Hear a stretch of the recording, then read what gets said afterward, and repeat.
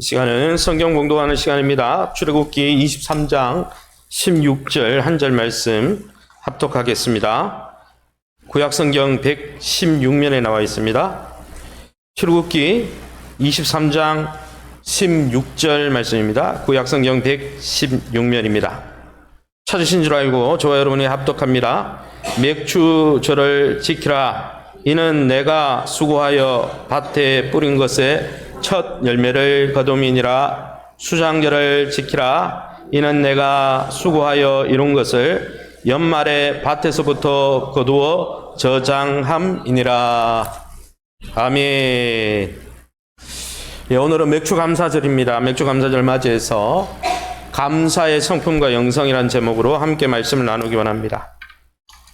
우리가 보릿고개가 사라진 지가 오래됐죠. 그래서 맥추절이 우리한테 의미가 있냐 이렇게 생각하시지만, 맥추절은 구약에 나오는 3대 절기, 하나님이 지키라는 3대 절기 중에 하나입니다. 3대 절기는 유월절, 그다음 맥추절, 아까 수장절이라고 하는 초막절이죠. 특별히 이 맥추절은 여러 가지 이름으로 성경에 나타나고 있습니다. 초실절, 칠칠절, 오순절, 맥추절 다 똑같은 절기죠. 이 중에 칠칠절, 오순절이라는 이 표현은 숫자로 맥추절이 언제인지를 알려주는 이 숫자로 설명하는 절기 이름입니다. 칠칠절은 유월절, 유월절 어린 양으로 예수님이 십자가 고난 당하시고 죽으신 그 부활절을 기념해서 그 유월절로부터 7일이 7번 있다 그래서 49일 뒤를 이야기하는 것이고, 오순이란 말은, 오순절이라는 것은 순이란 말이 열을 이야기하잖아요. 그래서 열이 5번 있다. 즉 6월절부터 50일이 지난 날, 49일이나 50일이나 같은 절기를 이야기하는 것이죠. 기독교로 보면, 유대교로 보지 않고 기독교로 보면 6월절이 우리는 부활절이니까, 어린 양으로 오신 예수님이 죽으시고 부활한 날이니까 부활절부터 50일째 되는 날이다. 그래서 오늘이 우리가 부활절 기념하고 50일째 되는 날이죠. 그리고 이 칠칠절, 오순절, 이렇게 유월절, 부활절과 관련해서 이렇게 이름할 뿐 아니라 이 맥추절을 뭐라 그러냐면 초실절이다 합니다. 이 초실절이라는 뜻이 오늘 성경에 나온 뜻과 같은데, 첫 열매를 드린다는 거예요. 1년의 첫 열매. 이 첫 열매를 드린다는 뜻이니까 11조와 비슷한 것이죠. 우리가 수고하고 애쓴 것 가운데 첫 열매로 11조를 하나님께 올려드리시니, 우리의 인생 6개월을 지나면서 하나님이 6개월 동안 주셨던 첫 열매를 하나님께 올려드린다. 그래서 열매를 드린다는 뜻이고, 맥추절도 마찬가지입니다. 보리와 밀, 특별히 밀을 추수했는데요, 이스라엘 백성들은 그 밀을 거두어서 첫 제사를 드릴 때 이 맥추절이라는 표현을 씁니다. 과거에 우리가 보릿고개를 생각하면 쉽게 이해할 수 있죠. 그래서 보릿고개와 상관없이 우리가 보리 추수하지 않더라도 이 맥추절은 하나님 앞에 지켜야 되는 절기죠. 이것을 좀 더 신학적으로 살펴보면, 그러면 6월절, 부활절에서 50일 되는 날이 뭐 중요한 날이기에 하나님이 지키라고 명했을까? 괜히 실없이 지키라고 한 게 아니잖아요. 보리 추수 때문에, 단순히 보리 추수 때문에 지키라는 게 아니죠. 여러분, 77절에, 즉 여러분 6월절을 지키고 49일 다음에 어떤 일이 있었냐면은, 두 번째 6월절을 지킨 다음에 49일 다음에 하나님이 시내산에 올라가서 모세가 시내산에 올라가서 십계명을 받아 내려온 날이 이 77절입니다. 그래서 유대교에서는 지금도 이 77절을 하나님이 공동체에 말씀을 주신 날이다. 그래서 여러분 지키는 것이고, 또 여러분 우리 신약의 전통에 따라, 초대교회 전통에 따르면 어떻습니까? 부활절, 예수님이 부활하시고 50일 지난 오순절에 어떤 일이 있었습니까? 하나님이 말씀만 주신 게 아니라, 모세를 통해 말씀만 주신 것이 아니라 하나님의 영을 부어서 초대교회가 세워지도록 하신 날이 이 오순절이라는 것이죠. 할렐루야. 이것을 통해서 살펴볼 때 6개월간 우리가 비록 보리 추수를 하지 않지만 하나님이 우리의 육의 양식을 주심을 감사하면서 하나님 앞에 감사를 표현한 날일 뿐 아니라, 하나님 나라 백성으로 살아가면서 우리가 영적인 양식인 말씀을 주시고 성령을 보내주신 것을 기념하고 그 말씀과 기도로 하나님의 은혜를 의지하겠다고 다짐하는 날이 바로 오늘 맥추절이라는 것이죠. 사랑하는 성도 여러분, 하나님이 이 6개월 동안 여러분을 영적으로 육적으로 은혜를 주셔서 이곳까지 에베네셀에 하나님이 인도하신 것을 감사하며 하나님 앞에 참으로 감사 인생 되시기를 예수님 이름으로 축원합니다. 그러면 어쨌든 이게 영적인 말씀을 주시고 성령을 주셔서 감사하든 육적으로 뭐 보리 추수든 어떤 6개월간에 하나님 주신 물질로 인해서 감사하든 하나님은 왜 우리에게 감사하라고 할까요? 왜 감사를 중요하게 생각할까요? 첫 번째는 그 감사의 첫 번째 이유는 한번 따라합시다. 감사는 성숙의 표지이기 때문입니다. 예, 감사하는 사람이 성숙한 사람이에요. 할렐루야. 여러분, 키케로가 무슨 이야기를 했습니까? 감사는 가장 위대한 성품일 뿐 아니라 모든 성품의 어버이다 그랬어요. 여러분, 영적으로 성숙한 사람의 특징이 뭔지 아십니까? 모든 것에 감사한다는 거예요. 할렐루야. 여러분, 반대로 우리가 감사하지 않으면 우리의 삶에 감사가 사라지면 어떻게 됩니까? 타락하게 됩니다. 여러분, 타락한 영혼의 특징이 뭔지 아세요? 감사하지 않는다는 거예요. 받아놓고도 입 다문다는 거예요. 로마서 1장 21절을 우리가 함께 읽어보겠습니다. 같이 읽어봅니다. 하나님을 알되 하나님을 영화롭게도 아니하며 감사하지도 아니하고 아멘. 여러분, 감사하지 않는 영혼은 보세요. 하나님을 영화롭게 하지 않는 사람의 특징이 뭡니까? 하나님의 은혜에 감사하지 않는다는 거예요. 감사하지 않는 영혼은 하나님을 영화롭게 할 수 없습니다. 받았는데도 하나님이 주신 은혜인데도 당연하게 여기고 내가 잘해서 살아가는 듯 하나님을 무시하고 사는 사람들은요, 결국은 하나님을 떠나게 되는 거예요. 그래서 유명한 기독교 영성가 프란시스 세포가 뭐라고 했습니까? 사람들이 하나님에 대해 반역하기 전에 일어나는 현상이 감사가 사라지는 것이다. 구약성경 창세기에 나오지 않지만 아담과 하와가 왜 타락했을까? 저는 감사를 묵상하면서 느낀 것은 아담과 하와가 주신 것에 감사하지 않아서, 주지 않은 것, 하나님이 많은 것을 주셨죠. 다 주셨어요. 선악과 빼고는. 그런데 거기에 대해서 감사하지 않으니까 여러분, 어떤 일이 일어났습니까? 주신 것에 감사하지 않으니까 없는 것에 불평하는 거잖아요. 안 주신 것에 불평하잖아요. 그리고 결국 선악과에 주목하다가 선악과가 아무것도 아닌데 결국은 무너져 내리잖아요. 그러게 사랑하는 성도 여러분, 감사할 때 하나님을 영화롭게 할 수 있습니다. 감사가 예배인 것입니다. 할렐루야. 시편 50편 23절 같이 읽어봅니다. 감사로 제사를 드리는 자가 나를 영화롭게 하나니 그의 행위를 옳게 하는 자에게 내가 하나님의 구원을 보이리라. 감사가 하나님을 영화롭게 하는 거고, 감사하지 않는 사람은 하나님을 영화롭게 하지 않는 것입니다. 여러분, 성경에 나타난 훌륭한 인물들은 다 감사하는 사람이었어요. 실제로 다윗은 그의 시편을 읽어보면 자기가 받은 은혜를 얼마나 일일이 감사했는지 모릅니다. 시편 103편 2절에서 5절을 보십시오. 내 영혼아 여호와를 송축하며 그의 모든 은택을 잊지 말지어다. 하나님 주신 은혜를 잊지 않는다. 그게 뭐예요? 감사하겠다는 거예요. 어떤 은혜를 감사하고 있습니까? 그가 내 모든 죄악을 사하시며 하나님이 지금도 우리를 용서해 주시는 것에 감사하고, 내 모든 병을 고쳐주시는 것에 감사하고, 내 생명을 파멸해서 속량하시고 예수 그리스도 안에서 하나님의 자녀 삼으신 것을 감사하고, 지금도 인자와 긍휼로 우리를 대해주시는 것에 감사하고, 5절에 좋은 곳으로 우리를 채워주심에 감사하고, 우리의 영혼을 독수리 날개친같이 세임을 주심도 감사하고, 노다지 감사해요. 줄줄이 감사해요. 감사밖에 없어요. 시편을 읽어보면. 여러분, 다윗만 감사했습니까? 다니엘을 보십시오. 다니엘이 하루 세 번씩 하나님 앞에 기도했는데 어떤 기도를 했습니까? 다니엘서 6장 10절 우리가 밑줄 친 부분을 같이 읽어보겠습니다. 하루 3번씩 무릎을 꿇고 기도하며 그의 하나님께 감사했더라. 그는 감사 기도를 3번씩이나 하는 거예요. 사도 바울은 또한 감사의 사람이지 않습니까? 사도 바울은 자신의 실수와 과거에 하나님이 주신 고난과 과거의 실수마저도 감사했어요. 그래서 골로새서 2장 6절에서 7절에 보면 믿는 자들에게 감사의 삶을 살라고 권면했는데 뭐라고 되어 있습니까? 믿음에 굳게 서서 감사함을 넘치게 하라. 믿음에 굳게 서 있는, 믿음이 좋은 사람의 특징이 뭡니까? 하나님이 주시는 은혜에 항상 감사한다는 거예요. 그래서 믿음 좋은 사람은요, 성령 충만한 사람은 불평하는 사람이 아니에요. 감사하는 사람입니다. 할렐루야. 게다가 여러분, 우리가 왜 감사의 성품에 주목하고 감사해야 될까요? 바로 예수님의 성품이 감사하는 성품이었기 때문입니다. 할렐루야.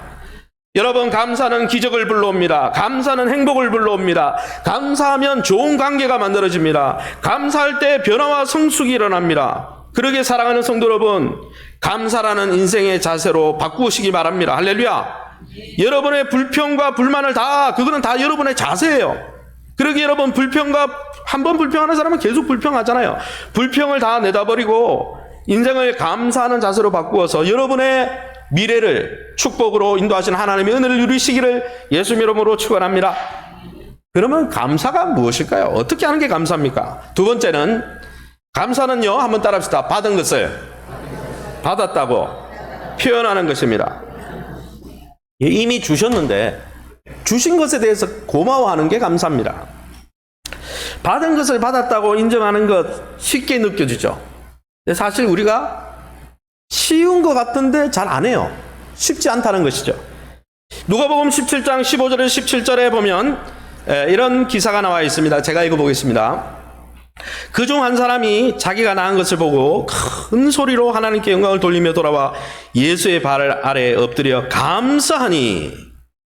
그러니까 예수님이 뭐라고 하셨습니까? 10사람이 다 깨끗함을 받지 아니하였느냐? 그 9은 어디 갔느냐? 그 9은 왜 감사하지 않느냐? 여러분, 문둥병자 10명이, 나병 환자 10명이 예수님 만났어요. 예수님이 다 고쳐주셨습니다. 그런데 예수님이 이렇게 고쳐주시는 치유의 은혜를 베풀었음에도 불구하고, 그 하나님의 은혜를 받았음에도 불구하고, 내가 하나님이 은혜를 주셔서 이렇게 회복되었습니다, 하나님 앞에 받은 것을 받았다고 표현한 사람은 한 사람밖에 없었어요. 그 한 사람도 유대인이 아니었어요. 유대인 9명은 돌아오지도 않았고, 이방인이라고 유대인들이 개 취급하면서 지옥의 불쏘시기라고 말하는 그 사마리아인 중에 고침을 받은 사람이 돌아와서, 그가 한 게 뭡니까? 그가 여러분 고쳐줬다고 여러분 금전적으로 사례를 했습니까? 아니에요. 그가 한 거는 하나님께 영광을 돌리며 예수님의 은혜로 내가 치유함 받았습니다, 예수님 나를 치유하셔서 감사합니다, 받은 은혜를 말로 표현했을 뿐이에요. 그런데 여러분, 받은 것을 감사하다고 표현하니까 하나님이 더 큰 축복을 주더라는 거예요. 어떤 축복을 줍니까? 그 바로 연이어 본문이 누가복음 17장 18, 19절인데 이런 말씀이 있습니다. 하나님께 영광을 돌리러 돌아온 자가 없느냐 하시고 그에게 이르시되, 감사하는 그에게 이르시되, 일어나 가라, 내 믿음이 너를 구원하였느니라. 9명은요 치유는 받았지만 영적인 구원을 하나님이 선포하지 않았어요. 그러나 받은 것을 받았다고 감사하는 여러분, 그 이방인 나환자가 회복되어서 하나님 앞에 나올 때 뭐라고 하십니까?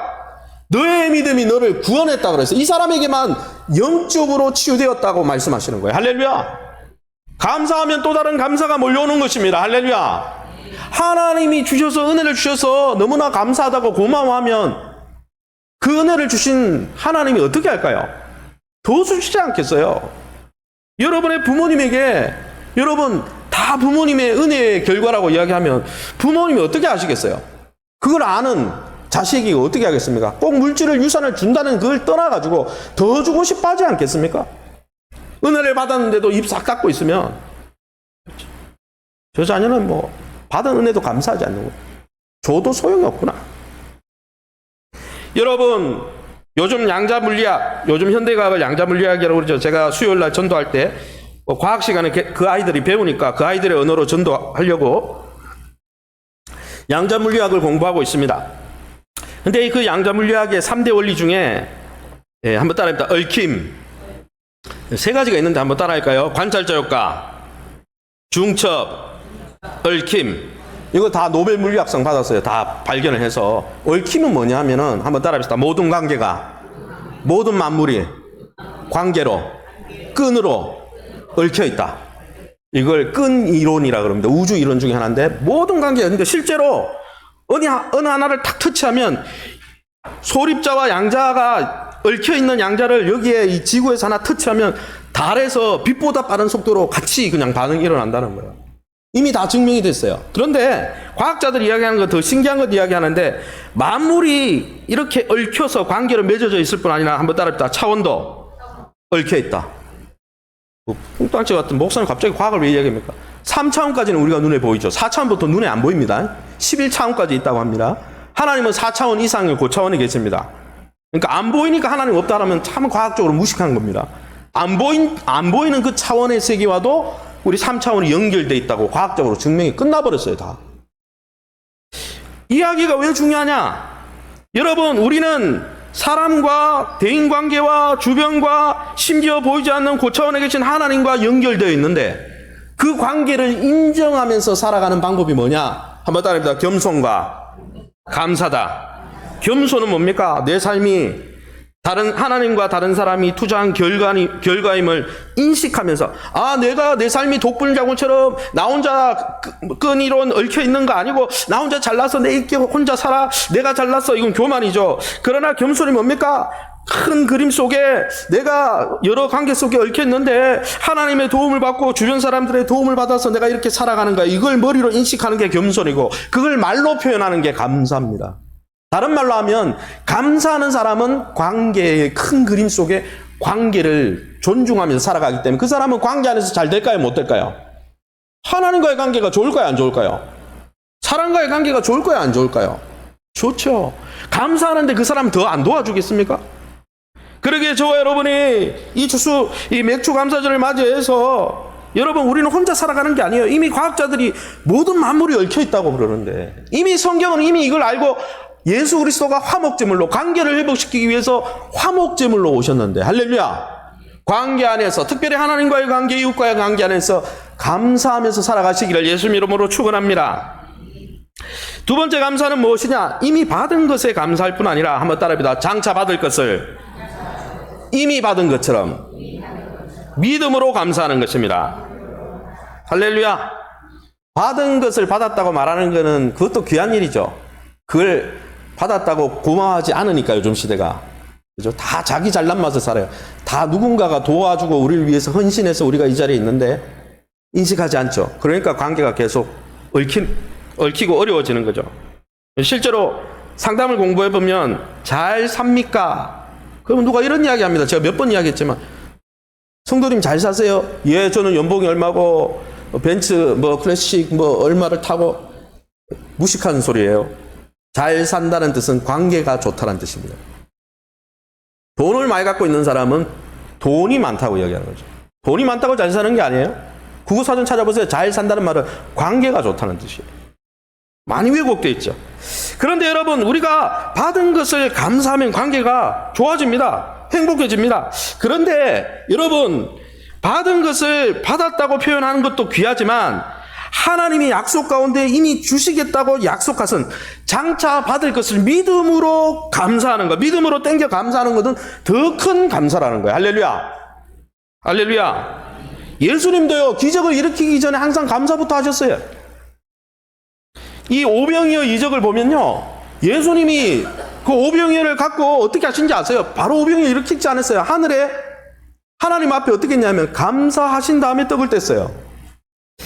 사실 이런 오병이어 기적을 통해서 보면 우리가 감사해야 될 이유가 있는데 한번 따라합시다.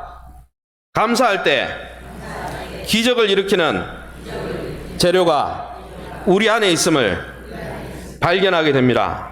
감사하는 사람은 내 안에 하나님이 어떤 은사를 주시고 어떤 능력을 주시고 어떤 것을 주셨는지 인지하고 발견하는 사람이니까 여러분 그래서 감사할 때 하나님이 우리 안에 많은 것들을 주셨구나 이걸 깨닫게 되는 거죠. 여러분 예수님을 찾아온 큰 무리가 있었습니다. 마태복음 14장입니다. 13절 말씀을 우리 함께 읽어보겠습니다. 같이 읽습니다. 이곳은 빈들이요 때도 이미 저물었으니 무리를 보내어 마을에 들어가 먹을 것을 사 먹게 하소서. 갈 것 없다. 너희가 먹을 것을 주라. 아멘. 이 성경을 읽어보면 오병이어 역사입니다. 수많은 무리가 예수님을 쫓아왔습니다. 예수님이 그 많은 무리를 불쌍히 여겼어요. 목자 없는 양같이 여러분 유리 방황하는 그들을 불쌍히 여기셔서 어떻게 하셨냐면 이 본문 앞에 보면 병자들을 고쳐주시고 또 그들이 밤이 늦어졌으니까 어떻게 했냐면은 이들을 좀 먹여야겠다 이런 생각을 하셨나 봐요. 그래서 제자들에게 야 이들 어떻게 먹일 거냐 이렇게 이야기했는데 사실 여러분이 이제 성지순례 가보면 알지만 벳세다 광야는 들판이에요. 그냥 허들판. 거기에 팔복교회가 세워져 있는데 나중에 가보십시오. 그런데 여러분 그 허들판에 CU도 없고 GS 편의점도 없는 그 허들판에 여러분 5천 명이 넘는 적어도 아이들까지 치면 한 2만 명 되는 인원을 어떻게 먹여요? 그러니까 제자들이 아주 이성적으로 이야기했죠. 뭐라고 그랬습니까? 여기는 빈들이니까 날도 저물었으니까 이 사람들 각 마을로 흩어져서 먹고 여기 다시 모이게 해주세요. 이렇게 이야기했죠. 예수님이 뭐라고 했습니까? 시유로 보내라고요? 갈 것 없다. 너희 안에 있는 너희의 것으로 먹을 것을 공급해라. 여러분, 예수님은 제자들 안에 있는 잠재력과 가능성을 보셨습니다. 기적의 재료가 여러분 제자들 안에 있음을 보신 것이죠. 많은 사람들이 문제가 생기면 감사하지 않는, 평소에 불평하고 사는 사람들은 인생에 문제가 생기면 자꾸 밖에서 도움을 받으려고 그래요. 우리 안에서 찾지 않고 밖에서 도움을 받으려고 그럽니다. 그러나 하나님은 문제가 생길 때 열쇠가 너희 안에 있다. 내가 너희에게 다 주었다. 너희 안에 있는 걸 과소평가하지 말고 너희 안에 있는 가치를 제대로 깨닫고 감사해라. 너희의 가진 것을 먼저 세어보아라. 오늘 좀 이따가 찬양 드리겠지만 가진 것, 내가 너에게 준 것 먼저 세어봐. 그 안에 다 있어. 감사하는 사람은 하나님이 주신 소중한 것들을 다 알고 발견하고 감사하게 되는 거죠. 제자들은 모든 걸 가능케 하시는 예수님이 자기들 곁에 있었다는 사실도 감사하지 못했습니다. 오병이어의 기적을 통해 제자들이 가르쳐 주신 것은 제자들 안에 내지는 제자들 주변에 가까이에 문제의 해결책이 있다는 사실이었습니다. 사랑하는 성도 여러분, 하나님이 우리에게도 예수의 이름을 주셨습니다. 할렐루야. 예수님의 권세를 주셨습니다. 할렐루야. 천국의 열쇠를 주셨습니다. 할렐루야. 성령을 부어주셨습니다. 할렐루야. 우리 주변에 그리스도의 몸인 형제들을 주셨습니다. 할렐루야. 말씀을 주셨습니다. 할렐루야. 주신 것이 많아요. 사도행전 3장 6절에 베드로가 나중에 이것을 깨닫고 뭐라고 했습니까? 내게 있는 이것을 내게 주노니, 안전병이 그 성전문에 미문에 앉아있던 안전병에게 뭐라 합니까? 은과 금은 없어. 그러나 내게 있는 것이 있는데 나사렛 예수의 이름으로 일어나 걸어라. 그가 깨달은 거죠. 자기 안에 예수의 이름이 있다는 것을. 그 안에 예수의 권세가 있다는 걸 깨닫고, 마태복음 16장 19절에 뭐라고 했습니까? 제자들에게 내가 천국의 열쇠를 내게 주리니. 할렐루야. 하나님은 우리에게 없는 것을 통해 일하는 분이 아닙니다. 이미 많은 것을 우리에게 주셨습니다. 그러기에 여러분, 우리가 해야 될 가장 중요한 일은 하나님이 우리 안에 먼저 무엇을 주셨는지 헤아려 보는 거예요. 바로 지금 여러분 안에 하나님 무엇을 주셨는지 감사함으로 찾아보시기를 예수님 이름으로 축원합니다. 오병이어를 통해서 알 수 있는 두 번째 진리는 무엇이냐? 한번 따라합시다. 기적을 창조하는 재료는 우리 안에 있을 뿐 아니라 작은 것에서 시작한다. 예, 하나님 나라 원리는 겨자씨의 원리입니다. 할렐루야. 성지순례 가서 겨자씨 한번 보세요. 완전히 진짜 이렇게 팔잖아요. 거기서 기념품으로 이제 대부분 이제 후원해 주신 분들을 위해서 기념품 살 때 겨자씨 사는데 이 스카치 테이블 붙여놨는데 겨자씨가 눈에 볼랑말랑, 그죠? 하나님 나라는요, 겨자씨 원리라고 그랬어요. 작은 것에서 시작된다는 거예요. 작은 생각, 작은 말, 작은 재능, 작은 물질, 작은 미소, 작은 기회, 작은 만남에서 하나님의 역사는 시작되는 거예요. 할렐루야. 그러니까 작다고 여러분, 나는 가진 게 없다고 여러분 한탄하지 마세요. 그건 감사하지 않는 능력이에요. 하나님은 작은 것에서 시작하신다니까요. 할렐루야.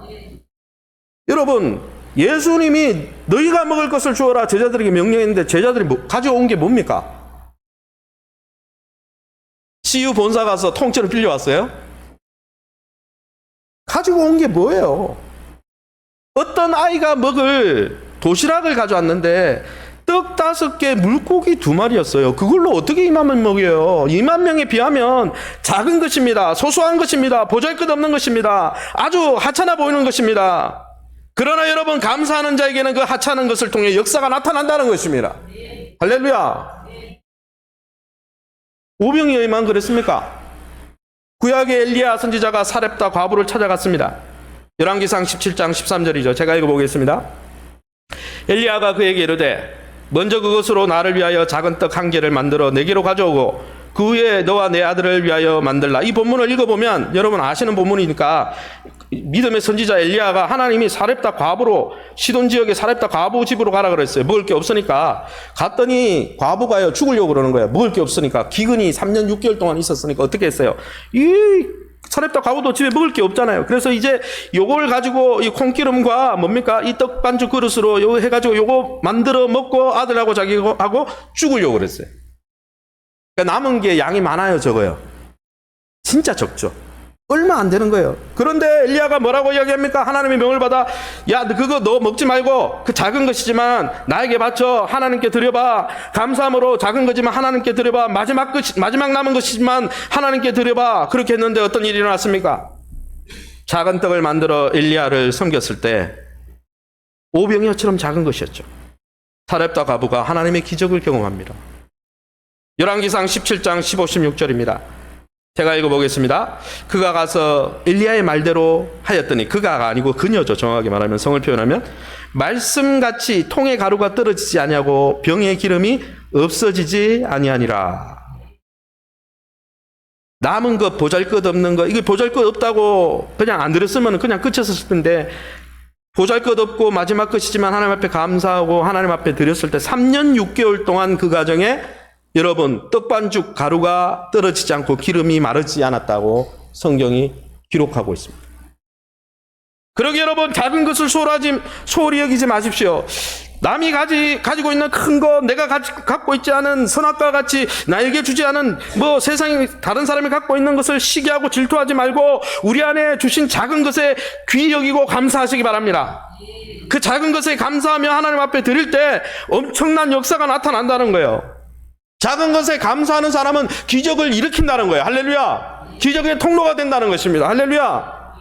더 나아가 여러분, 감사하면 한번 따라합니다. 우리 약점도 축복으로 변화됩니다. 에이, 목사님, 이런 것까지 내가 이렇게 잘난 점은 없고 못난 점밖에 없어요. 여러분, 그 못난 점을 감사하면 그게 역사가 나타나는 거야.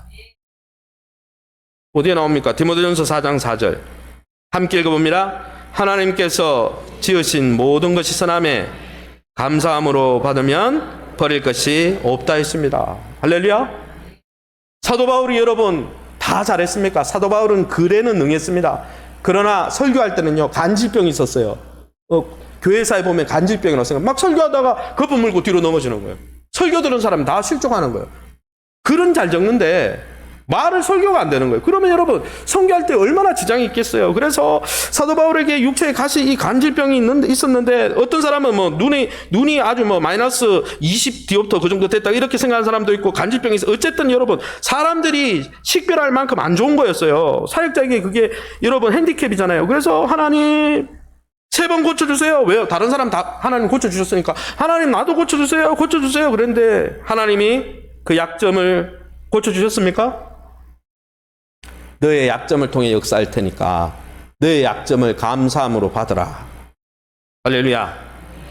그리고 그 이후로부터 그가 감사하기 시작했는데 뭘 감사했습니까? 뭘 자랑합니까? 고린도후서 12장 10절입니다. 우리 같이 한번 읽어봅니다. 그러므로 내가 그리스도를 위하여 약한 것들과 능력과 궁핍과 박해와 공고를 기뻐하노니 이는 내가 약한 그때의 강함이니라. 여러분, 하나님 앞에 우리가 가난한 것 때문에, 연약한 것 때문에, 질병을 앓고 있는 것 때문에, 또 인생을 살면서 실패한 것 때문에, 때로는 고통스러운 장애 때문에, 그걸 여러분 왜 이런 걸 주셨습니까? 불평하지 않고 그것을 감사로 받아들이면 그 약점을 통해 하나님이 역사하시고 하나님이 축복하시고. 할렐루야. 강영우 박사님이 그렇잖아요. 강영우 박사님이 여러분 나중에 읽어보셨죠? 읽어본 분도 있죠. 강영우 박사님이 중학교 때 외상에 의한 망막 박리로 실명했잖아요. 중학교 때. 근데 그분은 어떻게 했습니까? 실명하면 이제 끝이잖아요. 이 약점을 하나님이 사용할 거다. 그렇게 믿고 차근차근 단계를 밟아갔는데 하나님이 그를 세계적인 박사님으로 사용하잖아요. 할렐루야. 그런 분들이 얼마나 많아요, 주변에. 여러분, 약점을 감사할 때 강점으로 인식하게 됩니다. 그때부터 인생이 새롭게 펼쳐지는 거예요. 할렐루야. 그러면 어떻게 약점을 강점으로 인식할 수 있습니까? 감사할 때 가능한 거예요. 할렐루야. 하나님이 주셨다면 다 이유가 있겠지. 하나님이 고난을 주시고 질병을 주시고 어려움을 주셨을 때는 그 하나님의 섭리가 있잖아요. 이유가 있잖아요. 하나님이 괜히 우리를 괴롭히려고 주시는 분이 아니잖아요. 독생자까지 아끼지 아니하시고 우리를 사랑하는 분이 괜히 주시겠어요? 그러기에 저와 여러분이 여러분의 약점까지도 작은 것까지도 감사하시기를 예수님 이름으로 축원합니다. 마지막으로 여러분, 셋째, 감사하면 기적이 나타난다는 거예요. 감사가 기적을 일으키는 도구라는 것입니다. 할렐루야. 오병이어 기적을 일으킬 때 하나님 예수님이 어떻게 하셨습니까? 한번 읽어보겠습니다. 마태복음 14장 19절입니다. 밑줄 친 부분을 읽어보겠습니다. 빵 5개와 물고기 2마리를 들고 하늘을 우러러 보시고 축복 기도를 드리신 다음에 아멘. 목사님 왜 번역본을 바꿨습니까? 한글 개역 개정에는 뭐라고 되어 있냐면 축사하시고 이렇게 기록됐어요. 그래서 축사하니까 뭐 축기를 하셨나 귀신을 쫓아내셨냐 이렇게 오해의 소지가 있어. 원문의 뜻은 축복 기도를 하셨고 감사 기도를 하셨다는 뜻입니다. 축복 감사 기도. 그래서 축복 기도 내지는 감사 기도라고 적혀 있습니다. 원문에. 그래서 예수님은요 기적이 일어나기 전에 벌써 어떻게 했어요? 오병이어가 무슨 감사거리입니까? 여러분 우리가 물리적으로 환경적으로 과학적으로 합리적으로 보면 2만 명대 오병이어를 2개 더해봐야 7개밖에 안 되는데 누구 입에 풀 줄 알라고요? 나눠주다가 떨어지면 욕먹게요? 그러나 그 작은 것에 감사하셨다는 거예요. 감사하시고 어떤 일이 일어났습니까? 오병이어 이적이 일어나기 시작하는 거예요. 이게 우연인 것 같습니까? 죽은 나사로를 살릴 때 어떻게 하신지 보실까요? 요한복음 11장 40절에서 44절 우리가 밑줄 친 부분을 읽어보겠습니다. 예수께서 눈을 들어 우러러 보시고 이르시되 아버지여 내 말을 들으신 것을 감사하는. 기적이 아직 일어나지 않았어요. 돌만 옮겨놨어요. 3일 동안 썩었기 때문에 냄새가 엄청나게 났습니다. 그래서 마르다가 돌 옮기라 그러니까 예수님 썩어서 냄새가 나는데 왜 옮기라 그럽니까? 많은 사람들이 불신하고 있었습니다. 예수님의 아주 측근 제자인 마르다와 마리아도 3일 전에 예수님 왔으면 고쳐졌을 텐데 죽고 나서 무슨 소리입니까? 예수님이 모든 환경 속에서 모든 상황 속에서 불리한 상황 속에서 이 모든 환경을 주님 앞에 올려드리면서 제일 먼저 한 것은 감사한 것입니다. 하나님이 일으킬 줄 믿습니다. 하나님이 약속하셨기 때문에 나는 부활이요 생명이니 나를 믿는 자마다 죽지 않는다고 하나님이 약속하셨기 때문에 이룰 줄 믿습니다. 미래에 일어날 일이고 약속된 일이기 때문에 이미 이루어진 줄 믿습니다. 오병이어도 이미 이루어질 줄 믿습니다. 감사하고 나눠주니까 12강주리가 남는 거예요. 2만 명 먹이고도. 그리고 그 일이 있고 나서 어떻게 됐습니까? 나사로가 배를 동인 채로 나왔다 그랬죠. 죽은 나사로 때문에 믿은 유대인들이 많았다 그랬잖아요. 여러분 감사 중에 감사는 아직 받지 않은 것을 하나님이 약속해 주셨는데 아직 받지 않은 것을 믿음으로 이미 받은 것처럼 감사하는 것입니다. 선포하는 것입니다. 할렐루야. 여러분 그래서 한번 따라합시다. 감사의 말, 믿음의 말, 기적을 창조합니다. 하나님은 우리가 내뱉는 말을 통해 역사하시는 것입니다. 우리의 믿음은 말로 표현되는 거예요. 기도도 말로 표현하는 거 아닙니까? 그러니까 우리는 말을 아끼고 조심해야 돼요. 민수기 14장 28절에 뭐라고 되어 있습니까? 이렇게 되어 있습니다. 너희 말이 내 귀에 들린 대로 내가 너희에게 행하리라. 너희가 내뱉은 대로 내가 역사할 거다. 하나님은 우리의 믿음의 말을 통해 감사의 말을 통해 역사하시는 것입니다. 할렐루야. 우리가 하는 말이 미래를 창조하는 거예요. 우리의 환경을 만들어내는 거예요. 우리의 인생의 방향을 결정하는 거예요. 왜요? 그 말은 우리의 믿음의 반영이기 때문이에요. 말을 통해서 그 사람의 믿음이 나타나기 때문입니다. 마가복음 11장 24절을 같이 읽고 말씀 마치겠습니다. 같이 읽습니다. 그러므로 내가 너에게 말하노니 무엇이든지 기도하고 구하는 것은 받은 줄로 믿으라. 그리하면 너에게 그대로 되리라. 믿음의 기도가 뭡니까? 구하고 구한 대로 이미 하나님께서 역사하셔서 이루어 주신 줄 믿고 감사하는 거예요. 감사의 기도입니다. 그러기에 여러분의 말을 아끼시기 바랍니다. 하나님 앞에 내뱉은 말대로 하나님이 여러분의 삶에 역사하시는 것입니다. 그러기에 좋은 말, 감사의 말, 사랑의 말, 존경의 말, 축복의 말을 심으시기 바랍니다. 남을 윤택하는 감사의 말을 심으면 우리의 삶이 윤택해지는 거예요. 왜요? 우리는 관계로 얽혀있기 때문이에요.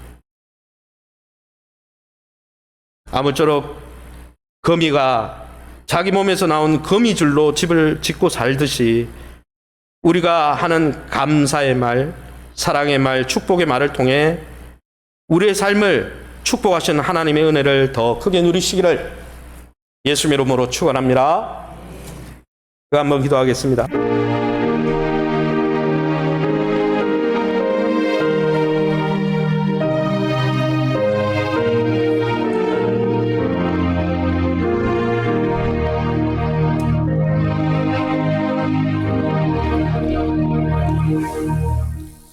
시간은 성경 공독하는 시간입니다. 출애굽기 23장 16절 한 절 말씀 합독하겠습니다.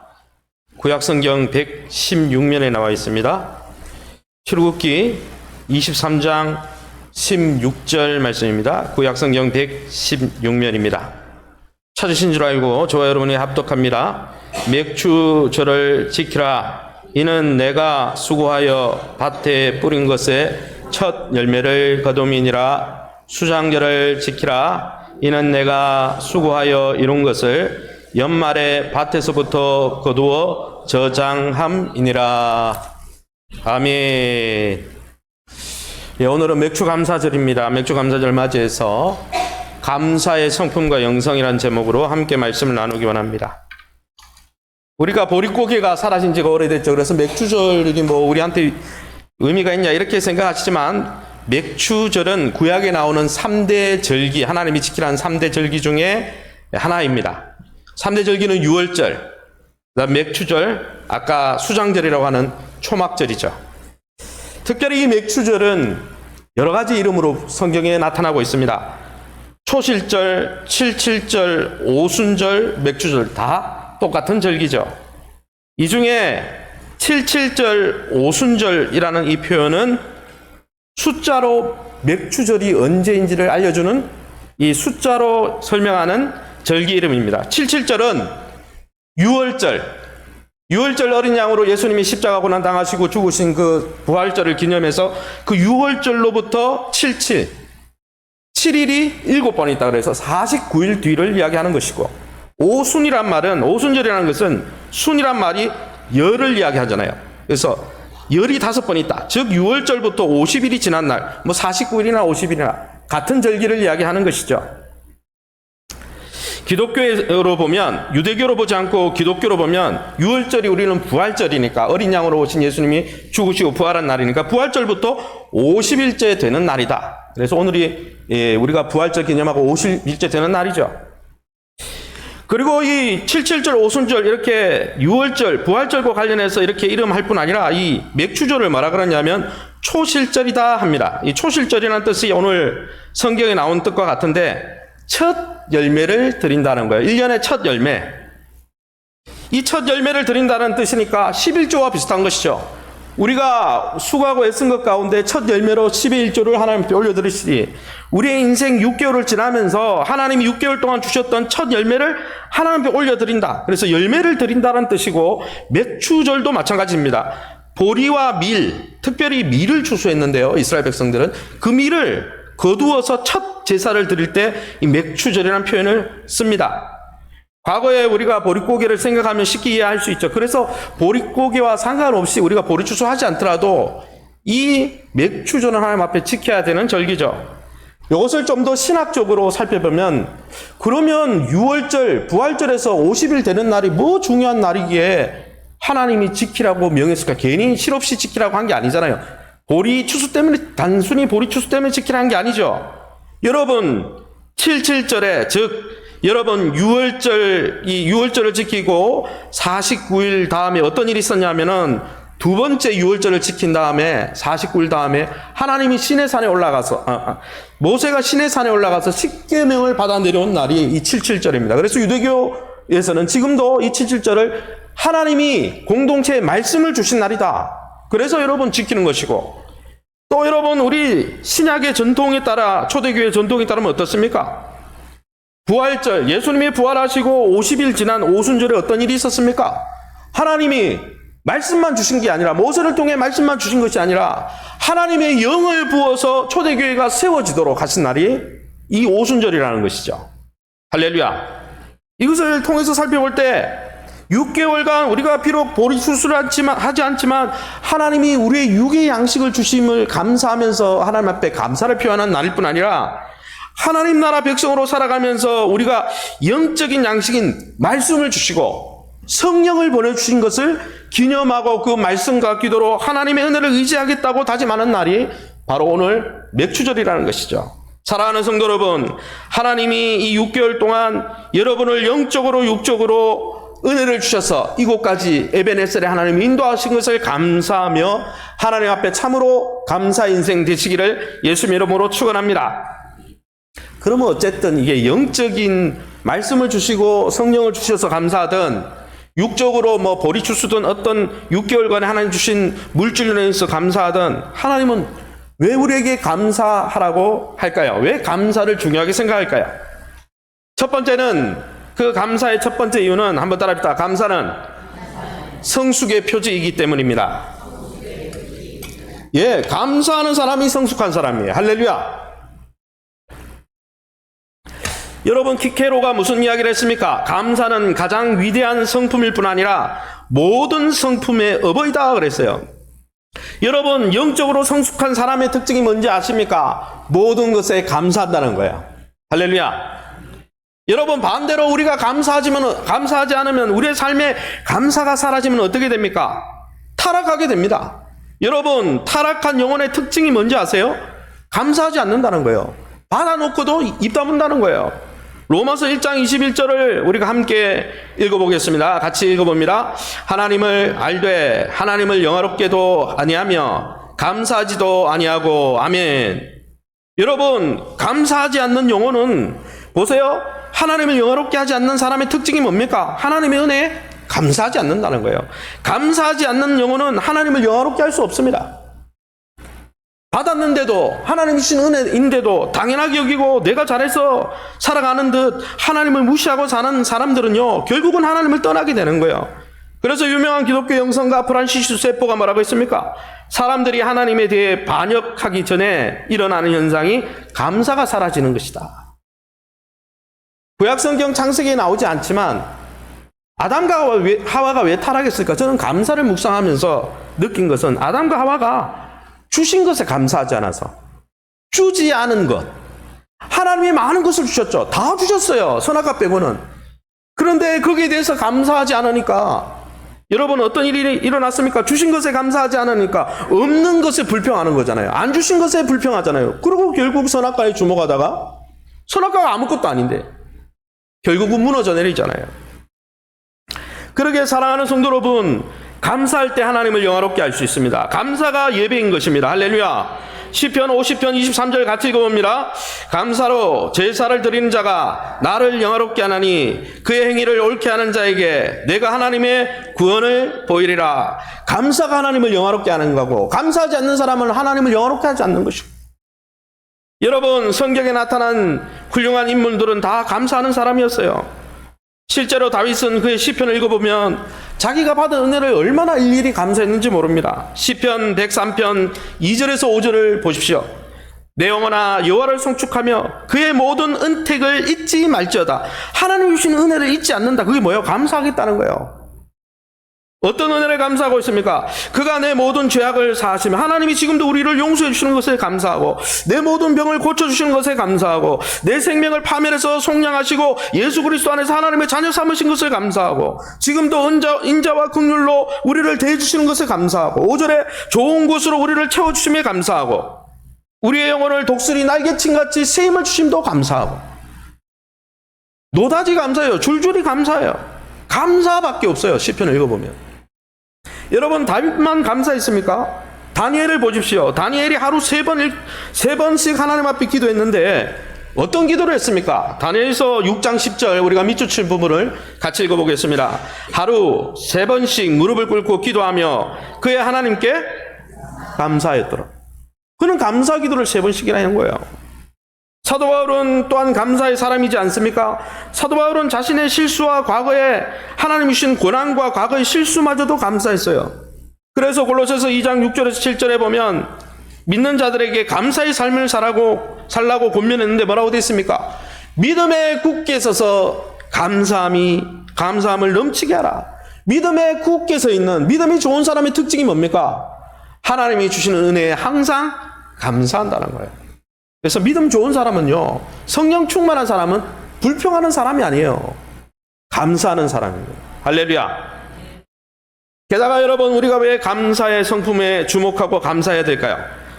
바로 예수님의 성품이 감사하는 성품이었기 때문입니다. 할렐루야. 여러분, 감사는 기적을 불러옵니다. 감사는 행복을 불러옵니다. 감사하면 좋은 관계가 만들어집니다. 감사할 때 변화와 성숙이 일어납니다. 그러게 사랑하는 성도 여러분, 감사라는 인생의 자세로 바꾸시기 바랍니다. 할렐루야. 여러분의 불평과 불만을 그거는 다 여러분의 자세예요. 그러게 여러분, 한 번 불평하는 사람은 계속 불평하잖아요.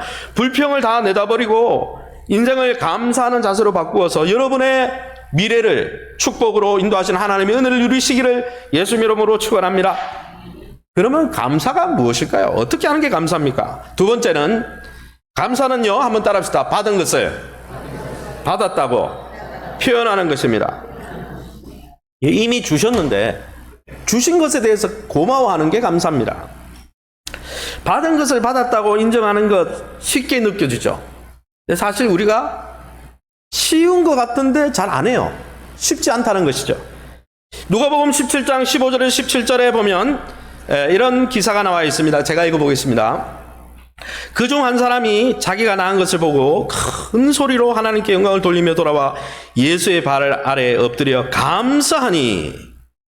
그러니까 예수님이 뭐라고 하셨습니까? 10사람이 다 깨끗함을 받지 아니하였느냐? 그 9은 어디 갔느냐? 그 9은 왜 감사하지 않느냐? 여러분, 문둥병자 10명이, 나병 환자 10명이 예수님 만났어요. 예수님이 다 고쳐주셨습니다.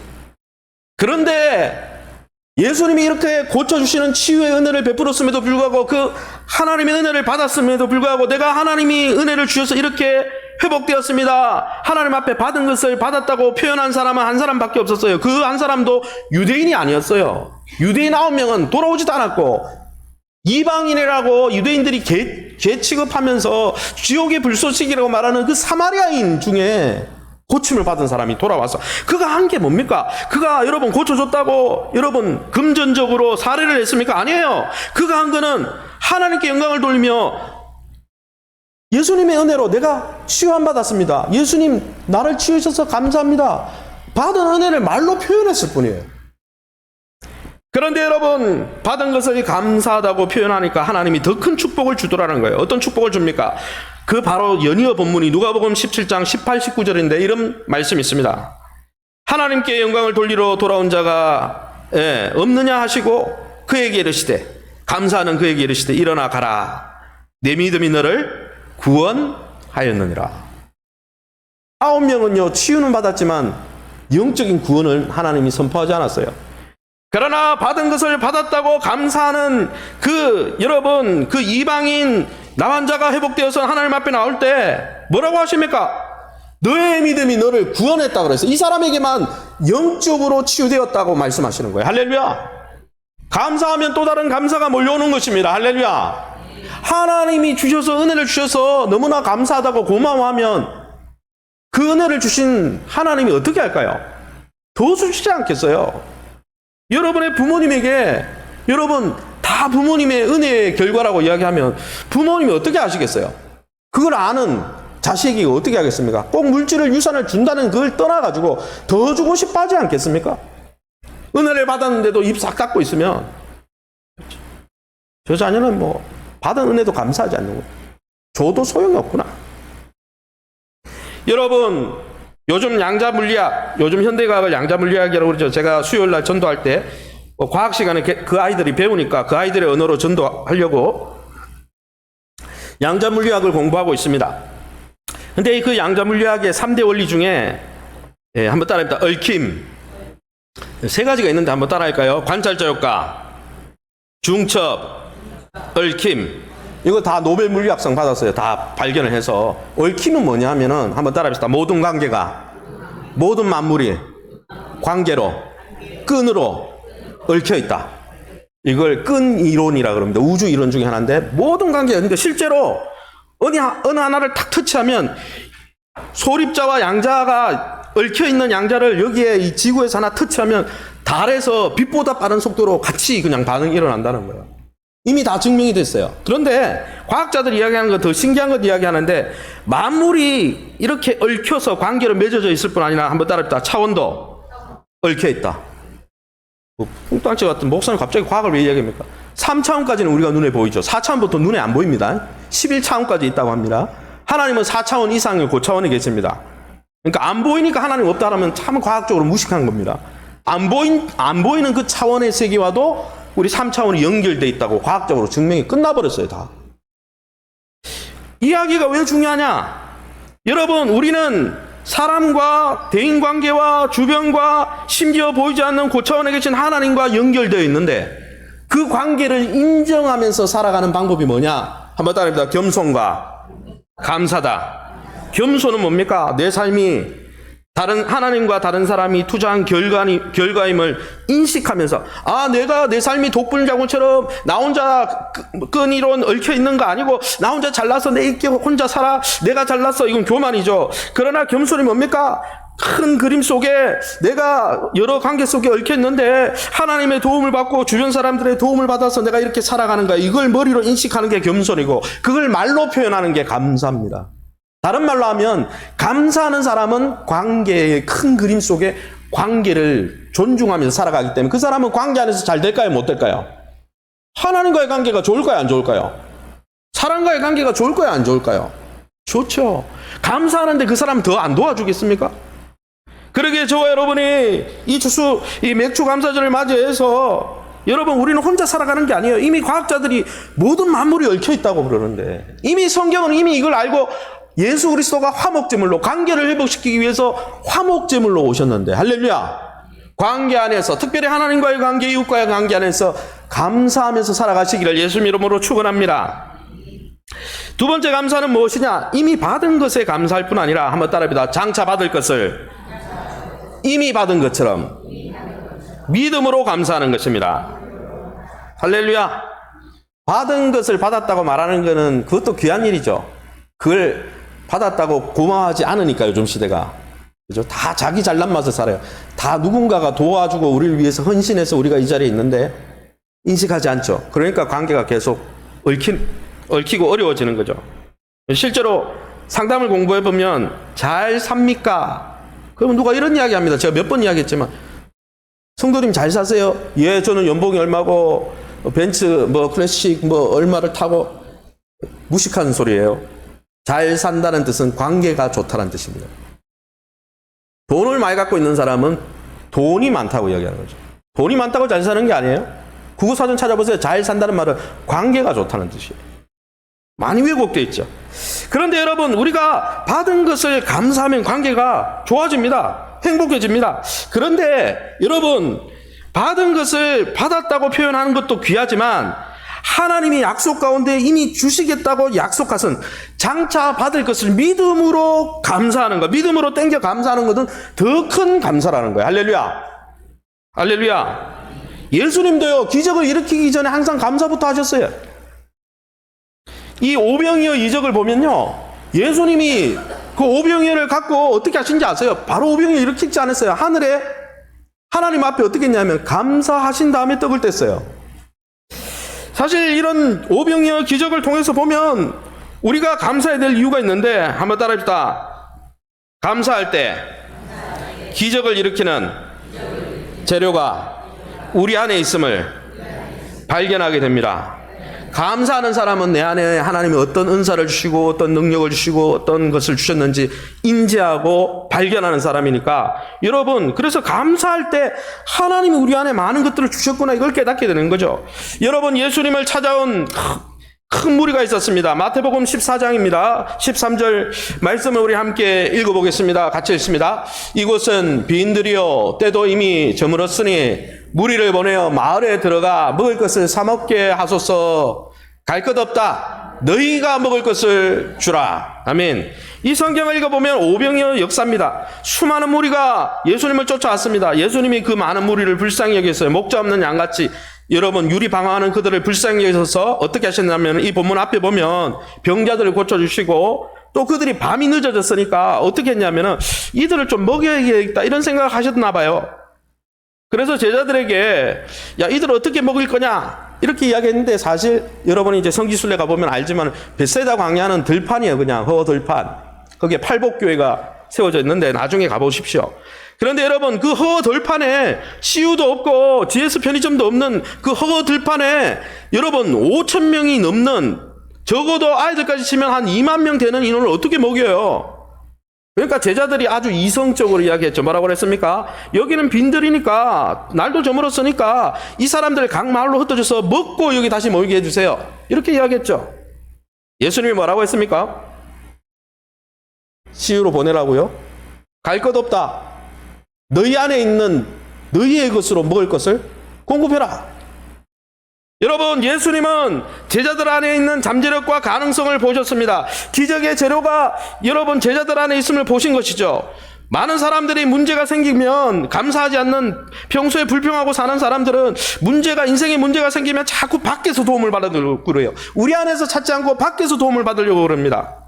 그러나 하나님은 문제가 생길 때 열쇠가 너희 안에 있다. 내가 너희에게 다 주었다. 너희 안에 있는 걸 과소평가하지 말고 너희 안에 있는 가치를 제대로 깨닫고 감사해라. 너희 가진 것을 먼저 세어보아라. 오늘 좀 이따가 찬양 드리겠지만 가진 것, 내가 너에게 준 것 먼저 세어봐. 그 안에 다 있어. 감사하는 사람은 하나님이 주신 소중한 것들을 다 알고 발견하고 감사하게 되는 거죠. 제자들은 모든 걸 가능케 하시는 예수님이 자기들 곁에 있었다는 사실도 감사하지 못했습니다. 오병의 기적을 통해 제자들이 가르쳐 주신 것은 제자들 안에 내지는 제자들 주변에 가까이에 문제의 해결책이 있다는 사실이었습니다. 사랑하는 성도 여러분, 하나님이 우리에게도 예수의 이름을 주셨습니다. 할렐루야. 예수님의 권세를 주셨습니다. 할렐루야. 천국의 열쇠를 주셨습니다. 할렐루야. 성령을 부어주셨습니다. 할렐루야.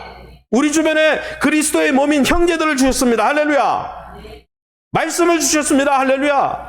주신 것이 많아요. 사도행전 3장 6절에 베드로가 나중에 이것을 깨닫고 뭐라고 했습니까? 내게 있는 이것을 내게 주노니, 안전병이 그 성전문에 미문에 앉아있던 안전병에게 뭐라 합니까? 은과 금은 없어. 그러나 내게 있는 것이 있는데 나사렛 예수의 이름으로 일어나 걸어라. 그가 깨달은 거죠. 자기 안에 예수의 이름이 있다는 것을. 그 안에 예수의 권세가 있다는 걸 깨닫고, 마태복음 16장 19절에 뭐라고 했습니까? 제자들에게 내가 천국의 열쇠를 내게 주리니. 할렐루야.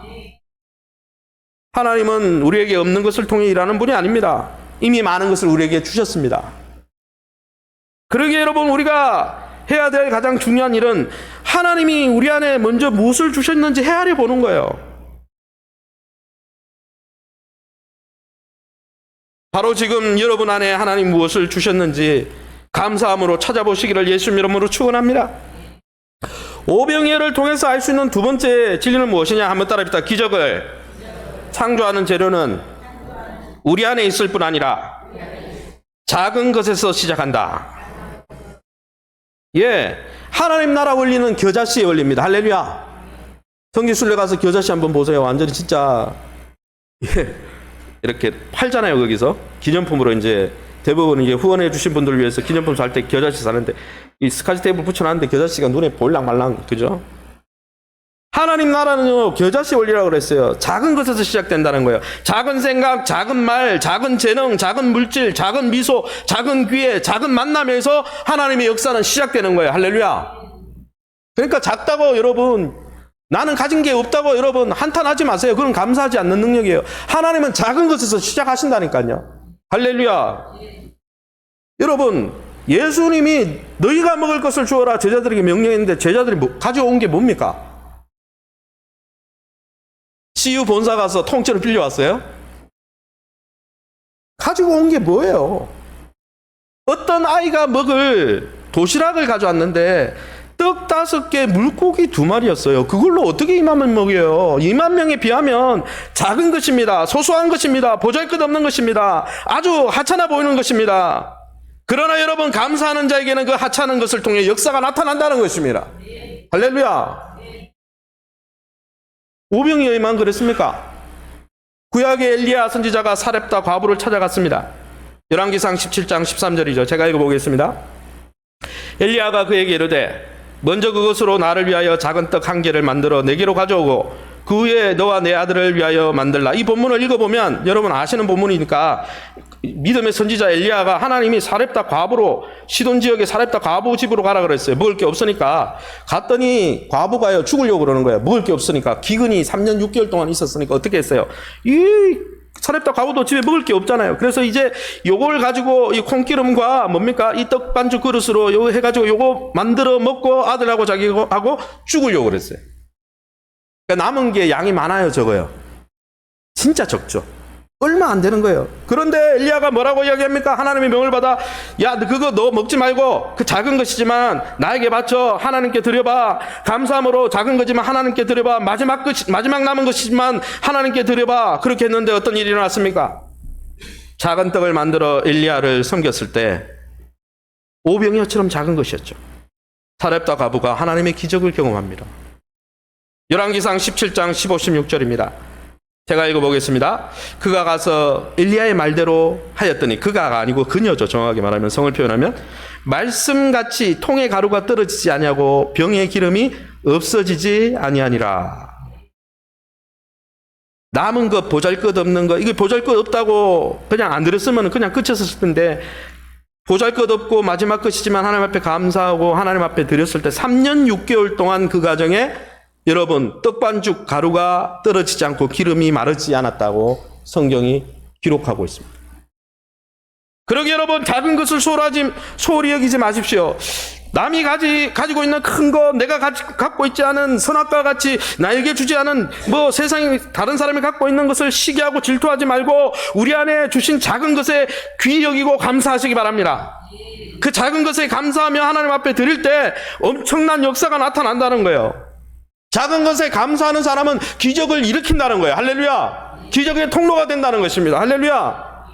더 나아가 여러분, 감사하면 한번 따라합니다. 우리 약점도 축복으로 변화됩니다. 에이, 목사님, 이런 것까지 내가 이렇게 잘난 점은 없고 못난 점밖에 없어요. 여러분, 그 못난 점을 감사하면 그게 역사가 나타나는 거야. 어디에 나옵니까? 디모데전서 4장 4절. 함께 읽어봅니다. 하나님께서 지으신 모든 것이 선함에 감사함으로 받으면 버릴 것이 없다 했습니다. 할렐루야. 사도 바울이 여러분 다 잘했습니까? 사도 바울은 글에는 능했습니다. 그러나 설교할 때는요, 간질병이 있었어요. 교회사에 보면 간질병이 났으니까 막 설교하다가 거품 물고 뒤로 넘어지는 거예요. 설교 들은 사람 다 실족하는 거예요. 글은 잘 적는데 말을 설교가 안 되는 거예요. 그러면 여러분 선교할 때 얼마나 지장이 있겠어요. 그래서 사도 바울에게 육체에 가시 이 간질병이 있었는데 어떤 사람은 뭐 눈이 아주 뭐 마이너스 20 디옵터 그 정도 됐다 이렇게 생각하는 사람도 있고, 간질병이 있어. 어쨌든 여러분 사람들이 식별할 만큼 안 좋은 거였어요. 사역자에게 그게 여러분 핸디캡이잖아요. 그래서 하나님 3번 고쳐주세요. 왜요? 다른 사람 다 하나님 고쳐주셨으니까 하나님 나도 고쳐주세요. 그랬는데 하나님이 그 약점을 고쳐주셨습니까? 너의 약점을 통해 역사할 테니까 너의 약점을 감사함으로 받으라. 할렐루야.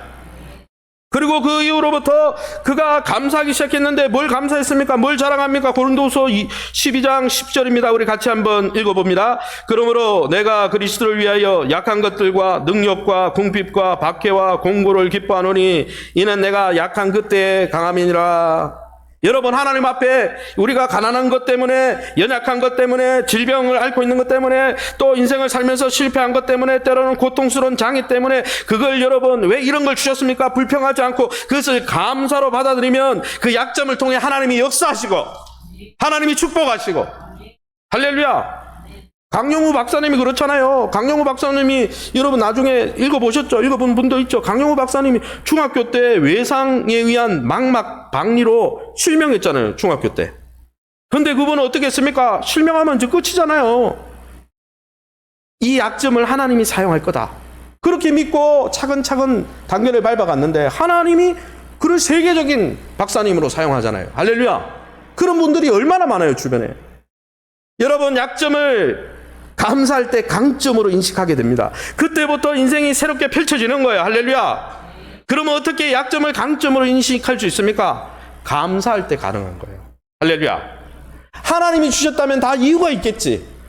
하나님이 고난을 주시고 질병을 주시고 어려움을 주셨을 때는 그 하나님의 섭리가 있잖아요. 이유가 있잖아요. 하나님이 괜히 우리를 괴롭히려고 주시는 분이 아니잖아요. 독생자까지 아끼지 아니하시고 우리를 사랑하는 분이 괜히 주시겠어요? 그러기에 저와 여러분이 여러분의 약점까지도 작은 것까지도 감사하시기를 예수님 이름으로 축원합니다. 마지막으로 여러분, 셋째, 감사하면 기적이 나타난다는 거예요. 감사가 기적을 일으키는 도구라는 것입니다. 할렐루야. 오병이어 기적을 일으킬 때 하나님 예수님이 어떻게 하셨습니까? 한번 읽어보겠습니다. 마태복음 14장 19절입니다. 밑줄 친 부분 읽어보겠습니다. 빵 5개와 물고기 2마리를 들고 하늘을 우러러 보시고 축복 기도를 드리신 다음에 아멘. 목사님 왜 번역본을 바꿨습니까? 한글 개역 개정에는 뭐라고 되어 있냐면 축사하시고 이렇게 기록됐어요. 그래서 축사하니까 뭐 축기를 하셨나 귀신을 쫓아내셨냐 이렇게 오해의 소지가 있어. 원문의 뜻은 축복 기도를 하셨고 감사 기도를 하셨다는 뜻입니다. 축복 감사 기도. 그래서 축복 기도 내지는 감사 기도라고 적혀 있습니다. 원문에. 그래서 예수님은요 기적이 일어나기 전에 벌써 어떻게 했어요? 오병이어가 무슨 감사거리입니까? 여러분 우리가 물리적으로 환경적으로 과학적으로 합리적으로 보면 2만 명대 오병이어를 2개 더해봐야 7개밖에 안 되는데 누구 입에 풀 줄 알아고요?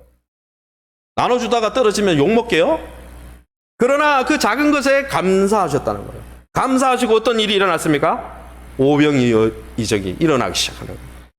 이게 우연인 것 같습니까? 죽은 나사로를 살릴 때 어떻게 하신지 보실까요?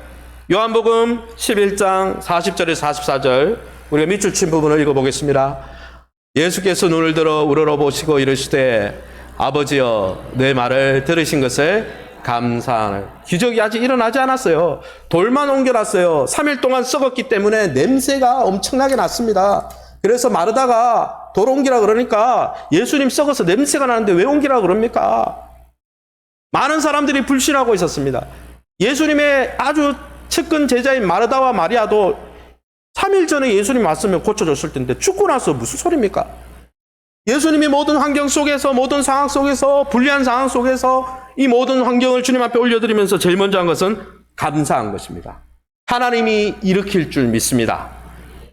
하나님이 약속하셨기 때문에 나는 부활이요 생명이니 나를 믿는 자마다 죽지 않는다고 하나님이 약속하셨기 때문에 이룰 줄 믿습니다. 미래에 일어날 일이고 약속된 일이기 때문에 이미 이루어진 줄 믿습니다. 오병이어도 이미 이루어질 줄 믿습니다. 감사하고 나눠주니까 12강주리가 남는 거예요. 2만 명 먹이고도. 그리고 그 일이 있고 나서 어떻게 됐습니까? 나사로가 배를 동인 채로 나왔다 그랬죠. 나사로 죽은 나사로 때문에 믿은 유대인들이 많았다 그랬잖아요. 여러분 감사 중에 감사는 아직 받지 않은 것을 하나님이 약속해 주셨는데 아직 받지 않은 것을 믿음으로 이미 받은 것처럼 감사하는 것입니다. 선포하는 것입니다. 할렐루야. 여러분 그래서 한번 따라합시다. 감사의 말, 믿음의 말, 기적을 창조합니다. 하나님은 우리가 내뱉는 말을 통해 역사하시는 것입니다. 우리의 믿음은 말로 표현되는 거예요. 기도도 말로 표현하는 거 아닙니까? 그러니까 우리는 말을 아끼고 조심해야 돼요. 민수기 14장 28절에 뭐라고 되어 있습니까? 이렇게 되어 있습니다. 너희 말이 내 귀에 들린 대로 내가 너희에게 행하리라. 너희가 내뱉은 대로 내가 역사할 거다. 하나님은 우리의 믿음의 말을 통해 감사의 말을 통해 역사하시는 것입니다. 할렐루야. 우리가 하는 말이 미래를 창조하는 거예요. 우리의 환경을 만들어내는 거예요. 우리의 인생의 방향을 결정하는 거예요. 왜요? 그 말은 우리의 믿음의 반영이기 때문이에요. 말을 통해서 그 사람의 믿음이 나타나기 때문입니다. 마가복음 11장 24절을 같이 읽고 말씀 마치겠습니다. 같이 읽습니다. 그러므로 내가 너에게 말하노니 무엇이든지 기도하고 구하는 것은 받은 줄로 믿으라. 그리하면 너에게 그대로 되리라. 믿음의 기도가 뭡니까? 구하고 구한 대로 이미 하나님께서 역사하셔서 이루어 주신 줄 믿고 감사하는 거예요. 감사의 기도입니다. 그러기에 여러분의 말을 아끼시기 바랍니다. 하나님 앞에 내뱉은 말대로 하나님이 여러분의 삶에 역사하시는 것입니다. 그러기에 좋은 말, 감사의 말, 사랑의 말, 존경의 말, 축복의 말을 심으시기 바랍니다. 남을 윤택하는 감사의 말을 심으면 우리의 삶이 윤택해지는 거예요. 왜요? 우리는 관계로 얽혀있기 때문이에요. 아무쪼록 거미가 자기 몸에서 나온 거미줄로 집을 짓고 살듯이 우리가 하는 감사의 말, 사랑의 말, 축복의 말을 통해 우리의 삶을 축복하시는 하나님의 은혜를 더 크게 누리시기를 예수님의 이름으로 축원합니다.